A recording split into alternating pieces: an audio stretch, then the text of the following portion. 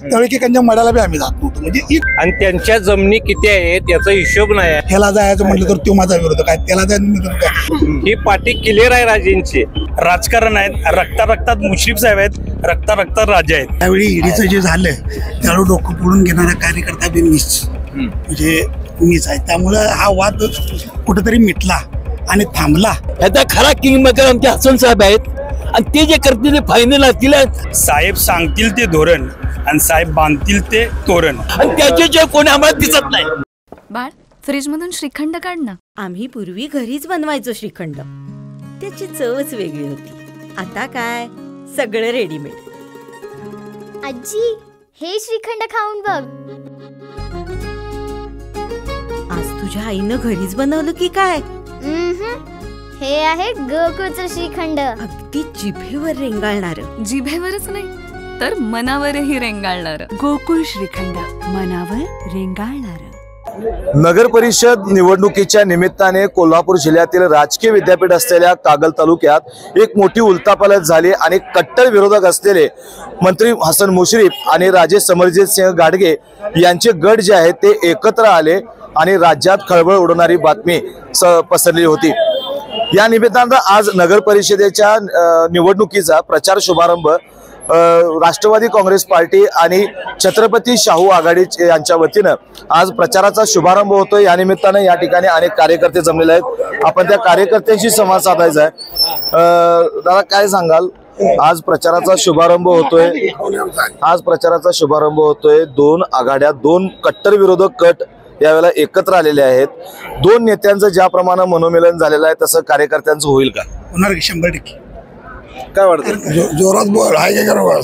100% होणार. कारण दोघांनीही चांगला विचार केलेला आहे, कारण जनतेचा विचार केलेला आहे. आणि जनतेचा विचार म्हणजे काय की बाबा आता तुम्ही बघितला वैरवाद किती काय झाले, म्हणजे काय झालं, काय घडामोडी झाल्या, काय हे झाले. हे कुठंतरी राजकारण संपवावं, थांबावं, वैरवाद थांबावा म्हणून हा घेतलेला ज्येष्ठांनी निर्णय तो आम्हाला काय मान्य आहे, काही अडचण नाही. खरं तर फक्त दोन्ही नेत्यांनी आपला स्वार्थ बघितला आणि एकत्र आले असं काही नाही झालेलं नाही. कारण ह्याच्या आधी 2011ला पण युती झाली होती, त्यावेळी पण आम्ही असंच पार्टीमधून आम्ही सगळ्या सीटा निवडून आणलेल्या.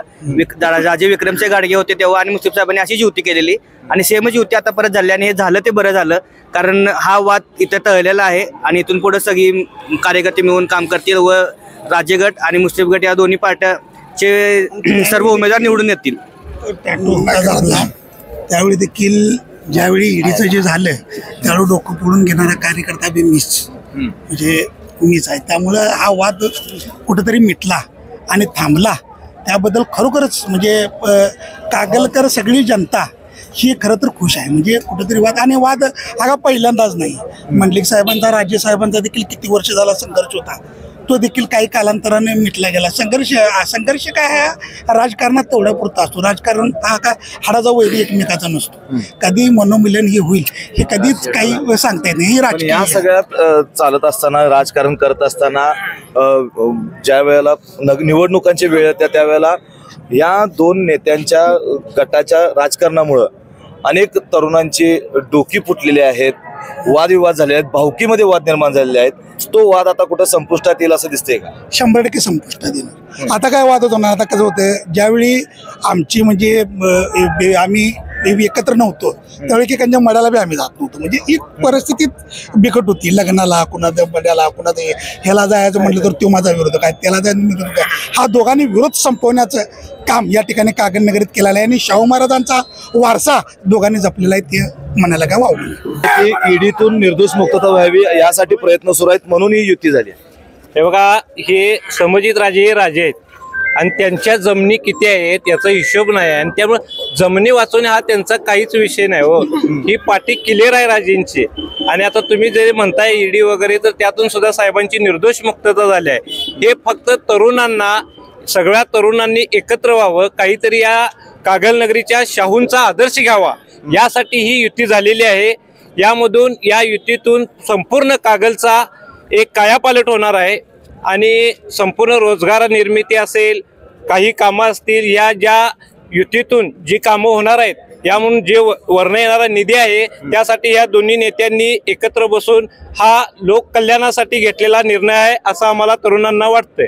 खरं तर कट्टर कार्यकर्ते फक्त आज नेत्यांच्या बाजूनं काम करतायत. ही युती कट्टर कार्यकर्त्यांना मान्य आहे, मान्य सर्वसामान्य जनतेला हे मान्य नाही असं म्हटलं जातं. नाही, सर्वसामान्य जनता असू दे किंवा नागरिक असू दे, कोल्हापूर जिल्ह्याचे हे 2 मातबर नेते आहेत असं कार्यकर्त्यांचं आहे. मी बी एक कार्यकर्ता आहे. साहेब सांगतील ते धोरण आणि साहेब बांधतील ते तोरण हे मानणारे आमचे कार्यकर्ते आहेत आणि सगळ्यांची मन मिळून झाले आहेत. सगळ्यांच्या रक्तात राजकारण आहेत, रक्तात मुश्रीफ साहेब आहेत, रक्तात राजे आहेत. मग साहेब जे सांगतील ते धोरण, साहेब बांधतील ते तोरण, त्यासाठी सगळे कार्यकर्ते सज्ज आहोत. पण लोक आजपर्यंत सांडलेलं रक्त विसरतील का? बघा, भावकीत बी भांडणं होतात. नंतर एखाद्या मोठ्या भावानं मोठ्या मनानं लहान भावाला माफ करतोय, त्याच पद्धतीने एकमेकाला भांडणारे माफ करतील आणि माफी करणारा माफ मान्य करणारा हे मनाने मोठे असतात आणि यांचा फायदा होतो. मग हाच फायदा आम्हाला येणाऱ्या इलेक्शनमध्ये होणार. जुनं दोस्ती सोडून नवं दोस्ती केली, म्हणजे एकीकडं काय म्हणतात त्याला, वैर पत्करलं आणि एकीकडं दोस्ती केली, नवी दोस्ती केली. हे समीकरण कुठं लोकांना पटतं असं वाटतंय का? नाही, चांगलं कार्य करण्यासाठी दोन्ही एकत्र येणे हे महत्वाचं आहे आताच्या युगामध्ये. त्यामुळे एकमेकांना माफ करून एकमेक चांगले कार्य करण्यासाठी धडपडत आहेत. साहेब, आपला अनेक वर्षाचा अनुभव आहे, अनेक निवडणुका पाहिल्यात, कागलचं राजकारण देखील पाहिलं. कागलचं राजकारण जर पाहिलं असलं, ह्याचा खरा किंग मेकर आमचे हसन साहेब आहेत आणि ते जे करतील ते फायनल असतील ते आमच्या आहेत, आम्ही ते जे आहोत, तो आमचा आहे. तो म्हणजे आम्हाला लहान आहेत, ते लहानपणापासून बघतोय. त्याच्या आता महाराष्ट्रात तसा मंत्री बघणार नाही आणि खऱ्या अर्थाने कागल तालुक्याचं किंवा जिल्ह्याचं जे खरी सुधारणा केली आहे त्यांनी फंड झाले ते हसन साहेबांनीच केलेले आहेत आणि त्याच्याशिवाय कोणी आम्हाला दिसत नाही. पण साहेब, या युतीमुळं कुठंतरी येणाऱ्या निवडणुकीवर 2 तारखेला जे मतदान होणार आहे त्याचा परिणाम होणार. हे वादा असते शांत होत आहे.